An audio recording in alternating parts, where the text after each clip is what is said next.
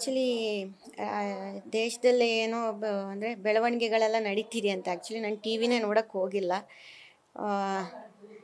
ನನಗೆ ಇನ್ನೇನಲ್ಲ, ನನಗೆ ನನ್ನ ಲೈಫ್ ಬಗ್ಗೆನೇ ಎಲ್ಲೂ ಕ್ಲಾರಿಟಿ ಸಿಕ್ಕಿಲ್ಲ. ಫುಲ್ ಬ್ಲ್ಯಾಂಕ್ ಆಗಿದ್ದೀನಿ, ಏನು ಮಾಡೋದು ಅಂತ. ಈಗ ಮೊನ್ನೆ ಅಷ್ಟೇ ಕಾರ್ಯಗಳೆಲ್ಲ ಮುಗೀತು.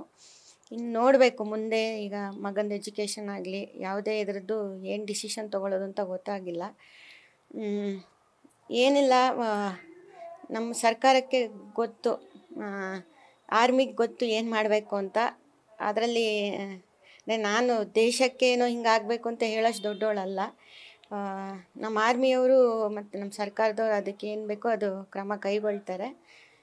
ನಾವು ಪ್ರಜೆಗಳಾಗಿ ಅವ್ರಿಗೆ ಸಪೋರ್ಟ್ ಮಾಡೋದು ಅಷ್ಟೇ ಇದು ಅಂತ ಅನಿಸುತ್ತೆ. ನಾವು ಕೂಡ ಸ್ಟ್ರಾಂಗಾಗಿರಬೇಕು. ಮಿಕ್ಕಿದ್ದು ಅವ್ರು ನೋಡ್ಕೊಳ್ತಾರೆ.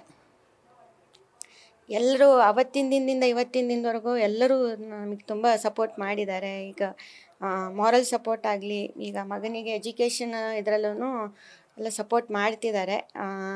ಕಾಲೇಜಸ್ ಅವರೆಲ್ಲ ಅಪ್ರೋಚ್ ಮಾಡಿದ್ದಾರೆ.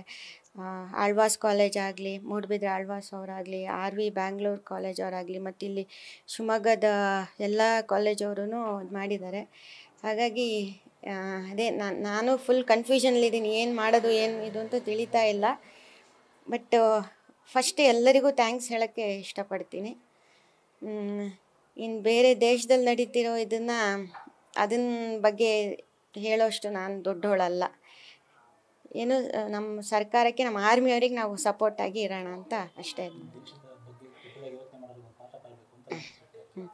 ಅದೇ ಅವತ್ತು ಫಸ್ಟ್ ಡೇಯಿಂದನೂ ಏನು ಹೇಳೋದು ಅಂತಂದರೆ, ಈಗ ನಮ್ಮ ದೇಶ ಸೆಕ್ಯೂರ್ ಆಗಿರಬೇಕು. ಏನು ಅಂತಂದರೆ, ನಮ್ಮ ದೇಶದ ಬಗ್ಗೆ ಏನಾದರೂ ಒಂದು ಭಾರತೀಯರಿಗೆ ಏನಾದ್ರು ಒಂದು ಹಾರ್ಮ್ ಮಾಡೋಣ, ಏನಾದ್ರು ನೋವು ಉಂಟು ಮಾಡೋಣ ಅಂತ ಅವ್ರು ಯೋಚನೆ ಮಾಡೋಷ್ಟೊತ್ತಿಗೆ ಅವ್ರಿಗೆ ಭಯ ಉಂಟಾಗಬೇಕು. ಆ ರೀತಿ ನಮ್ಮ ದೇಶದ ಬೆಳವಣಿಗೆ ಆಗಬೇಕು ಅಂತ ಕೇಳ್ಕೊತೀನಿ.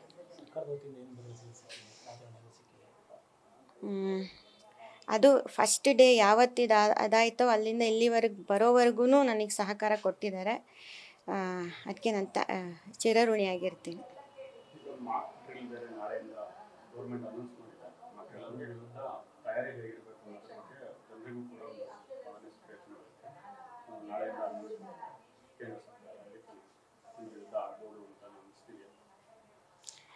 ಅದೇ ಅದ್ರ ಬಗ್ಗೆ ಈಗ ನನ್ನೊಳಗೆ ಒಂದು ದೊಡ್ಡ ಯುದ್ಧ ನಡೀತಾ ಇದೆ. ಆ ಯುದ್ಧ ಗೆದ್ದರೆ ಸಾಕಾಗಿದೆ.